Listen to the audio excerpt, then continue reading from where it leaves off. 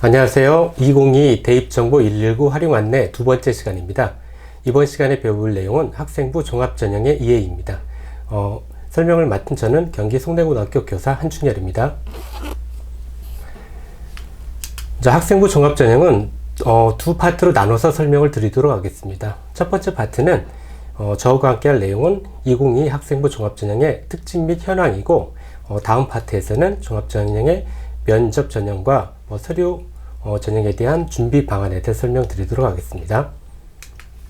먼저 종합전형은 교과 성적이라든가 논술 성적, 수능 성적 같이 단일한 전형 자료만 활용하는 것이 아니고 학생부뿐이 아니라 자기소개서라든가 면접을 통해서 학생이 학교 생활 동안 어떠한 성장을 했는지 또 어떠한 역량을 가지고 있는지 종합적으로 평가하는 전형 방식이라고 보시면 됩니다. 주요 사항을 보시면은 첫 번째 평가 서류로는 학교 생활 기록부와 자기소개서가 대표적이겠죠.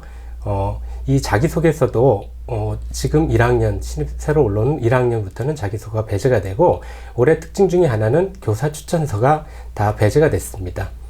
자기소개서도 온라인 접수를 통해서 하고 유사도 검색을 통해서 표절 여부를 확인하죠. 그 다음에 세 번째 면접 전형은, 물론 면접 전형을 하는 학교도 있고 안 하는 학교도 있지만 주어진 서류, 학교생활 기록부와 자기소개서의 확인 면접, 즉 서류 기반 면접이 대부분의 학교에서 진행되고 있습니다. 물론 서울대나 고려대학교, 연세대학교 같이 주어진 제시문, 별도의 제시문을 통해서 학업 역량이라든가 기타 역량을 읽어내는 제시문 기반 면접을 활용하는 학교도 있습니다. 그리고 종합전형은 대부분 수능 최저학력 기준을 적용 안 한다고 생각하는 학생들이 있는데, 수능 최저학력 기준을 적용하는 학교가 계속 늘어나고 있어요.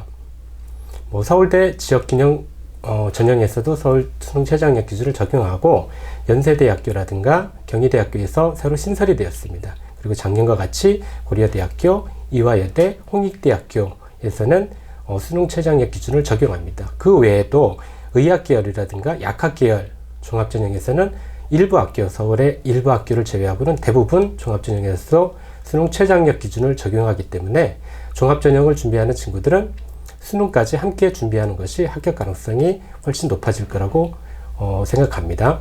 그리고 마지막으로 교과 성적도 중요하다고 되어 있는데, 물론 종합전형은 교과 성적만 보는 것은 아닙니다. 하지만 교과 성적이 매우 중요한 평가 요소가 되겠죠. 하지만 또 교과 성적만 보는 건 아닙니다. 교과 성적 위주로 보는 것은 교과 전형이 따로 있고, 종합전형에서는 교과 성적을 보긴 하겠지만 그것만 보는 게 아니라는 걸 예시를 통해서 살펴보도록 하겠습니다.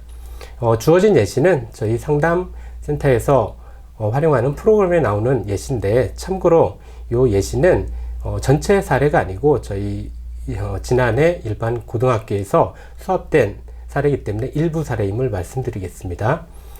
인문계열을 대표하는 경영학과 기준으로 볼 때 일부 대학교, 서울대를 볼까요? 최초 합격자가 1.34에서 2.07 등급까지 합격 사례가 있죠. 반면에 오른쪽 끝에 보면 불합격 최고 성적으로는 1.02에서도 불합격된 사례가 있습니다.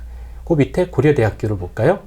최초 합격자가 1.16에서 3.29 등급까지 합격 사례가 나오고, 추가 합격자가 3.12 등급까지 있지만 1.10 등급에서도 불합격된 사례를 볼 수 있습니다. 쭉 밑으로 보시면 서강대학교는 충원 합격자가 3.01에도 나왔지만 올 1등급 맞고도 불합격된 사례를 볼 수가 있죠. 그 외에 성균관대도 추가 합격자가 3.69 등급이 있지만 1.01에서도 불합격된 사례가 있고, 이과를 대표하는 전자공학부도 살펴보도록 하겠습니다. 서울대 역시 1.27에서 2.19까지 합격자 분포가 보이지만 1.08도 불합격된 사례가 있습니다. 고려대학교 학업우수형은 추가 합격을 보시면 5.6 등급에서도 추가 합격된 사례가 있지만 1.1 등급도 있죠. 쭉 밑으로 보시면은 성균관대도 최저합이 1.03에서 5.64 등급까지 있지만 1.14 등급에서도 불합격된 사례가 있습니다. 이런 사례를 보시듯이 학생부 종합전형은 내신만 반영하는 것이 아니다. 내신 이외에 학교생활기록부라든가 자기소개에 나타나는 여러가지 세부 능력 특기사항이라든가 수상이라든가 독서활동이라든가 기타 여러가지 자료를 통해서 학생의 역량을 평가한다고 보시면 되겠습니다. 학생부 종합전형 전형 방법도 굉장히 다양합니다. 우선 면접을 실시하는 학교가 있고 비실시하는 학교가 있겠죠. 면접 실시하는 학교는 일반적으로 보면은 1단계에서 면접 대상자를 일정 배수로 선발한 이후에 2단계에서 면접과 1단계 점수를 합하여 선발하는 방식이 대부분인데, 서울대 지역균형 선발 같이 지원자 모두를 대상으로 서류와 면접을 실시하는 전형도 있습니다. 대부분은 그 두 번째 건국대 자기추천 전형이라든가 경인교대 교직 적성 전형, 두 번째 단계와 같이 일정 배수를 1단계에서 통과시킨 이후에 면접을 통과하는 2단계와 같은 두 번째 전형 같은 게 일반적인 전형입니다. 여기에 보시면 음영 처리된 고려대 계열적합형이라든가 서울대, 그 다음에 연세대 같은 경우는 면접에서도 재신문 기반 면접을 실시하는 그런 대학으로 볼 수 있습니다. 참고로 보시면은 경인교대 교직적성 전형에서는 단계별로 면접을 실시하지만 저 밑에 BCC 대학에서 학교장 추천에서는 똑같이 경인교대에서 면접을 실시하지 않는 전형이 있는 것을 보실 수 있습니다. 이런 식으로 전형에 따라서도 같은 학교지만 면접을 실시하는 학교도 있고 안 하는 학교도 있겠죠. 고려대도 똑같습니다. 계열적합형은 면접을 실시하지만 오른쪽에 보시면 수능 최저학력 기준을 적용하지 않는 전형도 있고, 똑같은 고려대학교지만 학업 우수형에서는 수능 최저학력 기준을 적용하는 전형도 있고, 이런 식으로 다양합니다. 자, 서울대 일반 전형도 일반적으로는 면접을 실시하고 수능 최저를 적용하지 않지만 예체능학과 일부 학과에서는 또 수능 최저를 적용하는 학과도 있습니다. 서울시립대 같은 경우도 1단계에서 예를 들어 3배수를 통과시키고 2단계에서 면접 30%와 1단계 점수를 수합해서 선발하는 방식이고요.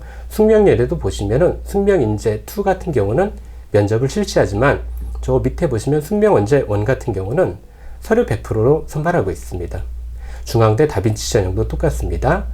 다빈치 전형도 보면 1단계에서 3.5배수를 선발한 이후에 2단계에서 면접 30%를 영합해가지고 선발하는 방식인데, 저 밑에 보시면 중앙대 탐구형 인재는 또 서류 100으로 선발합니다.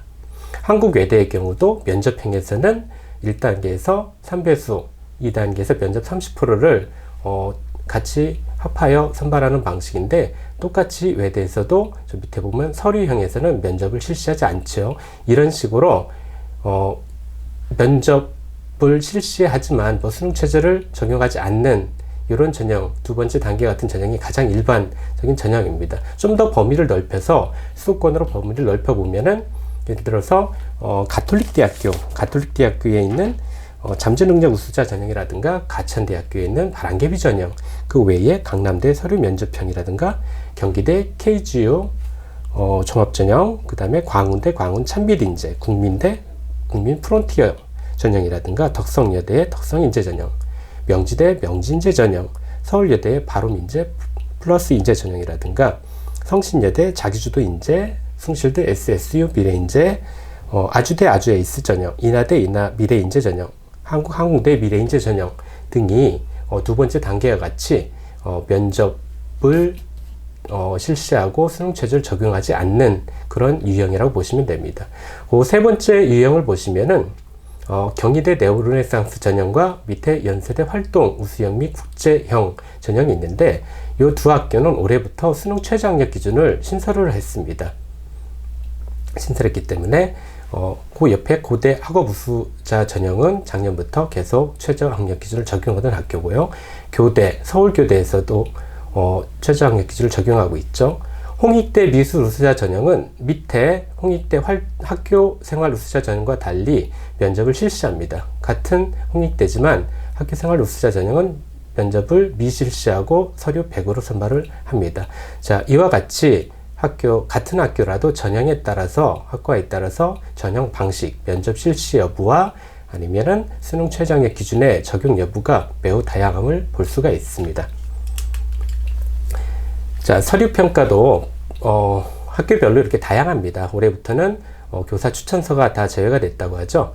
그리고 대부분은 자기소개서와 학교생활 기록부를 서류 평가 자료로 활용하지만 자기소개서를 배제시키는 학교가 점점 늘어나고 있습니다. 한양대학교라든가 성공회 대학교가 대표적인 학교였었는데 올해부터 고려대라든가 상명대, 서강대, 한국외국어대학교에서도 자기소개서를 배제시키고 학교 생활 기록부만을 가지고 선발을 하고 있습니다.